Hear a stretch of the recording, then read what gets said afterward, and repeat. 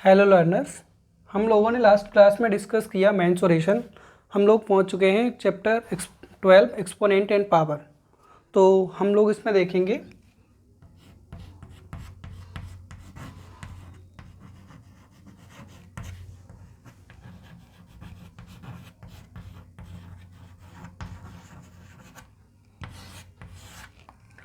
Basically exponent and power का मतलब है, एक्सपोनेंट मतलब घातांक एंड पावर्स का मतलब घात।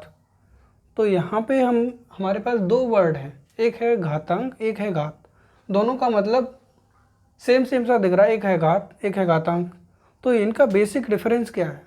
बेसिक डिफरेंस हम कह सकते हैं कि हमारे पास कोई नंबर दे रखा है इस तरह से कि हमारे पास है 10 रेज़ टू द पावर 25।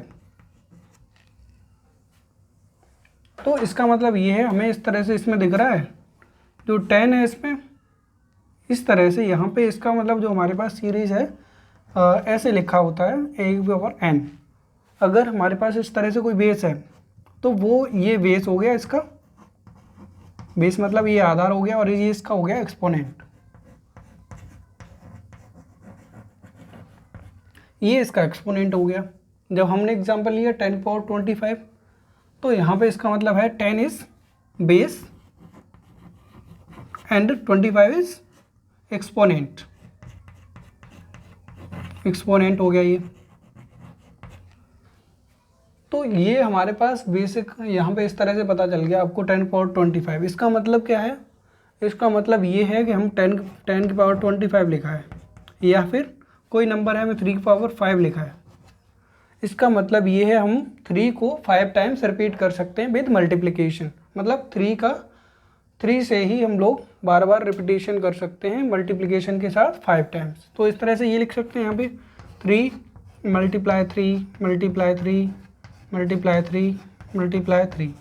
तो इस तरह से हम इसको रिप्रेजेंट करते हैं। यहाँ पे 10 की पावर 25 इस तरह से 10 की पावर 10 मल्टीप्लाई 10, ये आप देख रहे हैं इस तरह से। हम इसको 25 टाइम्स कर रहे हैं मल्टीप्लाई, सेम डिजिट से, सेम बेस से। ये आपको पता चला। यहाँ पे अब आप देख रहे हैं 3 की पावर 5 है, 10 की पावर 25 है। ये आपको दिख रहा है कि ये एक पॉजिटिव इंटीजर्स के साथ पावर चल रही है।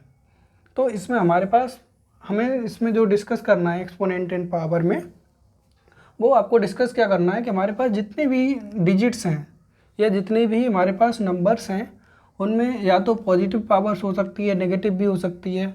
तो उन सबको हमें डिस्कस करना है। अब ये नेगेटिव पावर कब होती है, इसके बारे में हम लोग देखेंगे।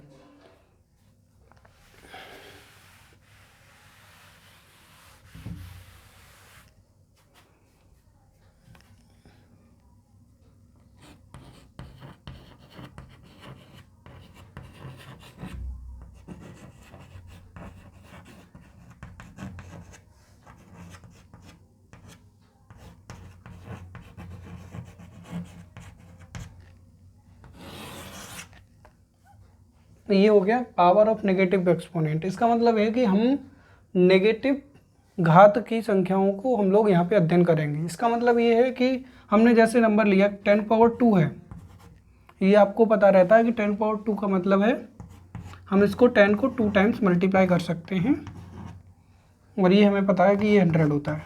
ठीक है। तो अगर हमने कोई नंबर लिया 10, इसका मतलब क्या है? आपको दिख रहा है कि 10 की पावर हम इसको कहते हैं 1। अब ये क्या होगा? ये हमारे पास, हम कहें कि 100 को हमने डिवाइड किया 10 से, तब ये हमारे पास 10 की पावर 1 आया और ये हमारे पास 10 के इक्वल हो गया। अगर यही बात हम कहें कि 10 की पावर 0, तो क्या होगा? 10 की पावर 0 का मतलब हम इसको इस तरह से सॉर्ट आउट कर सकते हैं कि हम इसको 10 से डिवाइड करते हैं। तो इसका मतलब ये है, हम 10 को 10 से डिवाइड करते हैं तो ये हमारे पास 10 की पावर 0 हो जाती है। और ये इस तरह से हम ये कह सकते हैं, इस तरह से हमारे पास जो वैल्यू आई तो वो 1 होती है। 10 की पावर 0 इक्वल टू 1। तो यहाँ पे आप ये देख सकते हैं। अब इसके बाद हमारे पास जो मेन बात है नेगेटिव एक्सपोनेंट मतलब ऋणात्मक घातांक। ऋणात्मक घातांक का मतलब है कि हम 10 की पावर को माइनस वन कैसे लिख सकते हैं कि हमारे पास 10 की पावर 0 की वैल्यू है वो 1 आई। हम जो हमारे पास जब हम डिजिट्स में जो 10 का डिवाइड कर रहे हैं, मतलब जो हमारे पास सेम बेस है, अब जैसे 10 की पावर 2 है उसमें बेस आपको पता है 10 है, और तो हमने क्या किया, इस तरह से हमने 100 दिखाया। 10 की power 2 equal to 10 multiply with 10 equal to 100। अब ये हमारे पास ये 10 हमें आंसर लाना है, तो इसका मतलब ये है हम 100 में 10 का डिवाइड कर रहे हैं, ठीक है। तो यहाँ पे 10 की पावर 1 और ये 10 आ गया। अब ये जो वैल्यू है, ये जो आपको दिख रहा है 10, अब ये हमने मान लीजिए 10 की पावर 0 लाना है। 10 की पावर 0 अगर हम कर देंगे तो इसका मतलब ये है हम वही सेम, हम यहाँ पे 100 में 10 से डिवाइड किया तो 10 पावर 1 आया, तो यहाँ पे बचा कितना 10। अब ये 10 जो है वो 10 को 10 से हमने डिवाइड किया तो 10 पावर 0 की वैल्यू आ गई आपके पास 1। अब इसमें क्या करना है, 10 की पावर -1 इसकी वैल्यू जो हमारे पास 10 की पावर 0 हुई थी यहाँ तक, तो हमारे पास ये पॉजिटिव एक्सपोनेंट में चल रहा है। नेक्स्ट हम लोग जब नेगेटिव एक्सपोनेंट की बात करते हैं तो 10 की पावर -1 इसका मतलब क्या है, हमारे पास जो वैल्यू 1 आई उसको भी हम 10 से डिवाइड करेंगे, तो इस तरह से हमारे पास 10 की पावर -1 हो गया। अब इसी तरह से हम 10 की पावर अगर -2 इस तरह से लाएंगे तो इसका क्या हुआ, इसका मतलब ये है ये जो वैल्यू है माइनस की इस तरह से बढ़ रही है, तो इसका मतलब ये है हमारे पास 1/10 तो हम कर रहे हैं, ये हमारे पास लास्ट डिजिट की वैल्यू है। हम अगर इसको 10 से डिवाइड करेंगे तो क्या होगा, तो इस तरह से होगा। ये आपको पता होता है कि जब हम डिवाइड को साइन को इस तरह से करते हैं तो ये होता है हमारे पास 1/10 मल्टीप्लाई 1/10, तो ये हो जाएगा 1/100 के इक्वल, या फिर हम ये कह सकते हैं 1/10 की पावर 2। इतनी बात आपको समझ में आ जानी चाहिए, क्योंकि 10 पावर -2 का मतलब है या तो हम इस तरह से लिख दें या फिर हम 1/100 लिख दें या फिर इस तरह से, ठीक है। तो ये हमारे पास ऐसे ही कुछ कंडीशंस के रूल्स हैं। हम जस्ट बात करते हैं लॉ ऑफ एक्सपोनेंट की।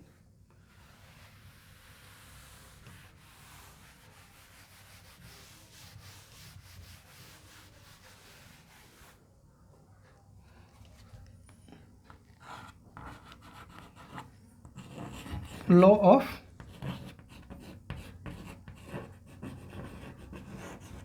एक्सपोनेंट। लॉ ऑफ एक्सपोनेंट का मतलब है कि घातांक के नियम।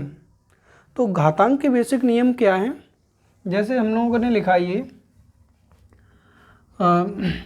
10 की पावर 5, यहाँ पे लिखा हमने -5, तो इसका मतलब क्या है आपको पता है कि हम लोग इसको लिखते हैं 10 की पावर, ये हो गया हमारे पास 1/10 की पावर 5। हम लोग लास्ट सीरीज में देख रहे थे कि हमने अगर माइनस की जो पावर चल रही है अगर हम उसको बढ़ाते जाते हैं तो वो हमारे पास ये मॉड्यूलस में 10 की पावर बढ़ती चली जाती है पॉजिटिव के साथ। तो ये हो गया हमारे पास। इसके लिए अगर हम रूल नंबर 1 कहें तो ये हो जाएगा, फर्स्ट इज a की पावर -5 या a की पावर -m, तो ये हो जाएगा हमारे पास 1/a की पावर m। ये हमारे पास एक फॉर्मेट हो गया। अगर इस तरह से कोई भी नंबर हमारे पास अगर चलता है तो हम इस तरह से इसको कन्वर्ट कर सकते हैं, मतलब इसको बदल सकते हैं। तो हमारे पास ये तो आपको पता चल रहा है। दूसरा हम ये कह सकते हैं कि जैसे ये है नंबर हमारे पास, ये हमने रूल दिया a की पावर m अपॉन a की पावर n, ये आपको पता है। यहाँ पे हम a की पावर m का मतलब है कि हमने लिया कोई नंबर,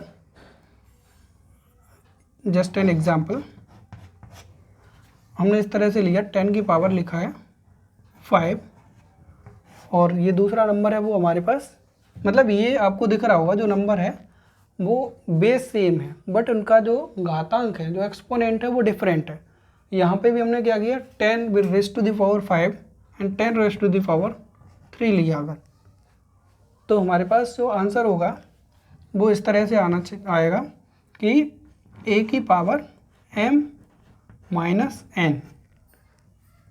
तो यहाँ पे हमारे पास किस तरह से रहेगा 10 की पावर 5 माइनस 3। तो ये हमारे पास इस तरह से आ जाएगा 10 की पावर 2।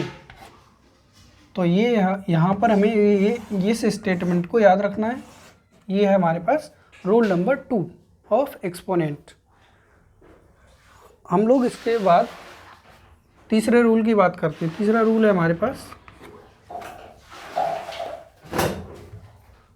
ये है, इस तरह से हमने मान लीजिए लिखा है a की पावर m, उसकी होल पावर है n। तो इसका रूल हमारे पास होता है a की पावर m मल्टीप्लाई n। इसका हम एक एग्जांपल देखते हैं कि हमारे पास जिस तरह से नंबर लिखा है 3 की पावर 2 का होल पावर 5। तो हम इसका क्या करेंगे, 3 की पावर हो गया ये 2 मल्टीप्लाई 5। तो इस तरह से हमारे पास आंसर कितना हुआ 3 की पावर 10। इस तरह से हम इसको सॉर्ट आउट कर सकते हैं। एक है हमारे पास फोर्थ,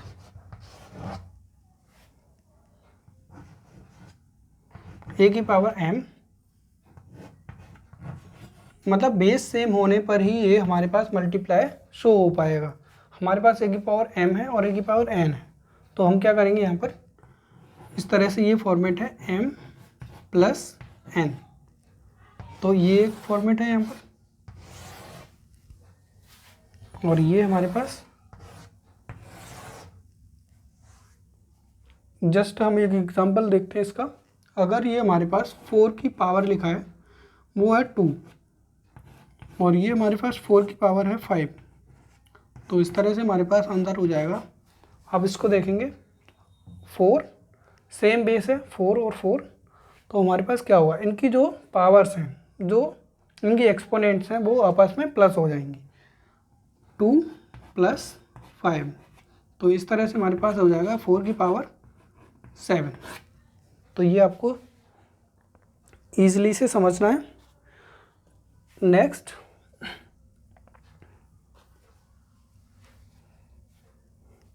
ये है हमारे पास रूल नंबर 5।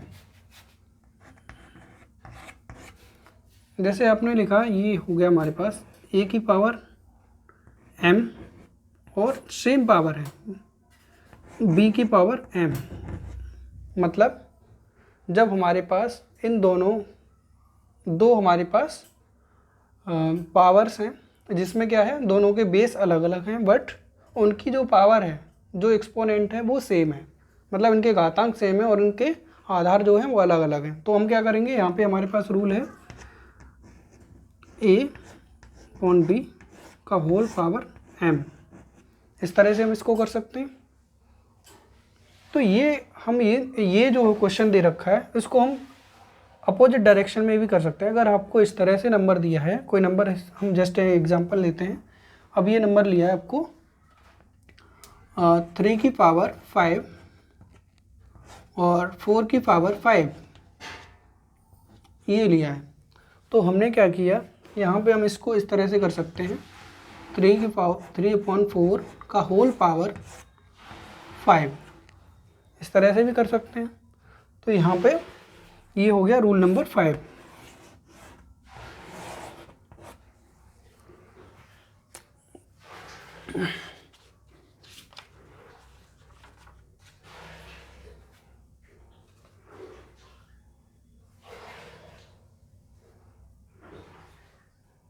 और एक और रूल है हमारे पास, रूल नंबर 6। ये है इस तरह से, अगर ये हम कह रहे हैं कि हमारे पास कोई नंबर है a की पावर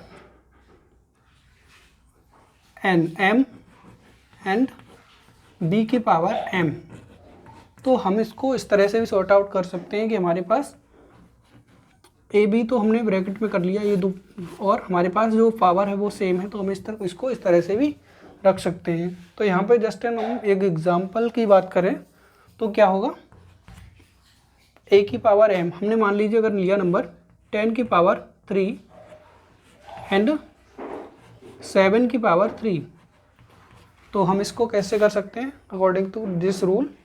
तो ये हमारे पास हो जाएगा 10 मल्टीप्लाई 7 की पावर 3। हम इस तरह से भी इसको सॉर्ट आउट कर सकते हैं। तो ये हो गया हमारे पास रूल नंबर 6। आई होप आपको सारे ये रूल्स हैं लॉ ऑफ एक्सपोनेंट ये समझ में आए होंगे। तो इसके बाद हम लोग इस सेशन को यहीं पे समाप्त करते हैं। Thanks for watching.